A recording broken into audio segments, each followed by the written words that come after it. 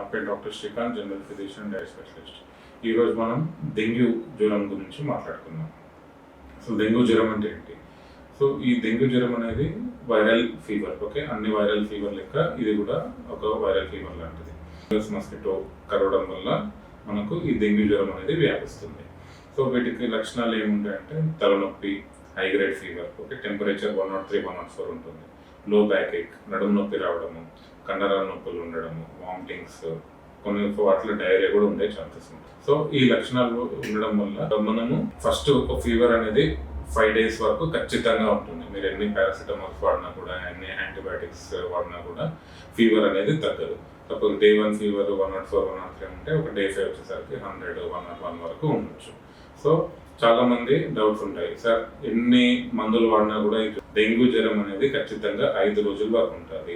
దీని ఫేస్ అంటే first February face, అంటే ఫీవర్ అనేది 5 days వరకు ఉంటుంది. రెండోది క్రిటికల్ ఫేస్.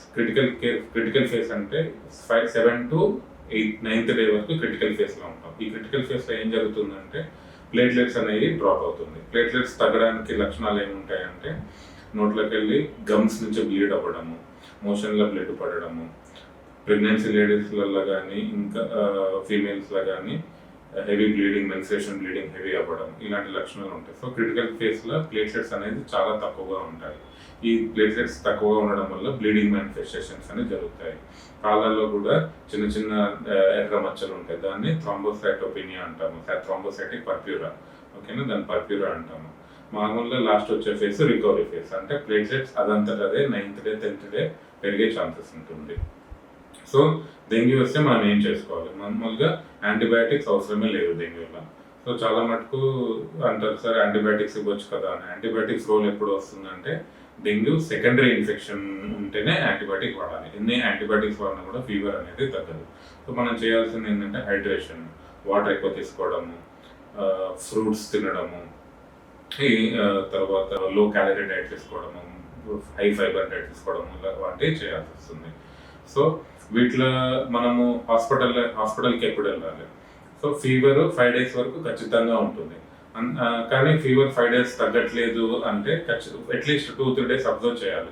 డెంగ్యూ ఎలైసా టెస్ట్ చేసుకోవాలి. డెంగ్యూ ఎలైసా అంటే ఏంటంటే IgG, IgM, NS1.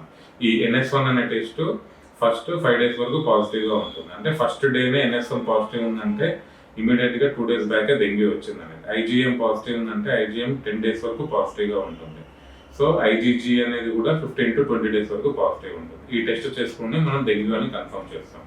సో చాలా మంది పేషెంట్లు అడుగుతారు, సార్ ఎప్పుడు అడ్మిట్ అవ్వాల్సి వస్తుంది డెంగ్యూ ఉన్నప్పుడు? డెంగ్యూ ఉన్నప్పుడు ఎప్పుడు అడ్మిట్ అవ్వాల్సి వస్తుందంటే ఫీవర్ ఉంటే అడ్మిట్ అవ్వాల్సిన అవసరమే లేదు. సో ఎప్పుడు అడ్మిట్ అవ్వాల్సి వస్తుందంటే ప్లేట్లెట్స్ 50,000 కన్నా తక్కువగా ఉన్నప్పుడు, బ్లీడింగ్ మేనిఫెస్టేషన్ అంటే మన బాడీలో నుంచి ఎక్కడి నుంచైనా బ్లీడింగ్ అవుతున్నప్పుడు, గమ్స్ నుంచి కానీ లేదా యూరిన్లో కానీ మోషన్లో కానీ బ్లీడింగ్ అవుతున్నప్పుడు ఖచ్చితంగా అడ్మిట్ చేయాల్సిందే. సో ప్లేట్లెట్స్ ఇంప్రూవ్ అవ్వడం అంటే ప్లేట్లెట్స్ అనేది 10th day అదంటే ఇంప్రూవ్ అవుతుంది. సో ప్లేట్లెట్స్ ఎప్పుడు ఎక్కించాల్సి వస్తుంది అనేది ప్రశ్నలు ఉంటాయి పేషెంట్స్ అటెండర్స్ దగ్గర. ప్లేట్లెట్స్ అనేది 20,000 లేదా బ్లీడింగ్ మేనిఫెస్టేషన్స్ అంటే రక్తము ఎక్కడి నుంచి అన్న ఆ టైంలో ప్లేట్లెట్స్ అనేది HDP కానీ RDP కానీ ఎక్కించవచ్చు. సో డెంగ్యూ అనేది అస్సలు నెగ్లెక్ట్ చేయకూడదు. డెంగ్యూ హెమరేజిక్ ఫీవర్ అంటే ఏంటంటే చెప్పాను కదా, బ్లీడింగ్ మేనిఫెస్టేషన్స్ ఉండి ఫీవర్ ఉంటే దాన్ని డెంగ్యూ హెమరేజిక్ ఫీవర్ అంటాము. కానీ చాలా మటుకు ఈ డెంగ్యూ పేషెంట్స్లలో కూడా డెంగ్యూ షాక్ సిండ్రోమ్లు కూడా వెళ్ళే ఛాన్సెస్ ఉంది. అంటే బీపీ డౌన్ అవ్వడము, తల తిరగడము, ఇలాంటి లక్షణాలు ఉన్నప్పుడు ఖచ్చితంగా అడ్మిట్ చేయాల్సి వస్తుంది. డెంగ్యూ అనేది చాలా డెడ్లీ డిసీజ్. మనం దీన్ని నెగ్లెక్ట్ చేయకూడదు. ఖచ్చితంగా దీని ప్రికాషన్స్ తీసుకోవాలి. మన చుట్టుపక్కల వాటర్ స్టాగ్నెంట్గా ఉంటే దాన్ని క్లీన్ చేసుకోవాలి. పక్కన చెత్త కానీ, తడి చెత్త కానీ, ఎండి చెత్త కానీ క్లీన్ చేసుకోవడం బెటర్గా ఉంటుంది. Thank you.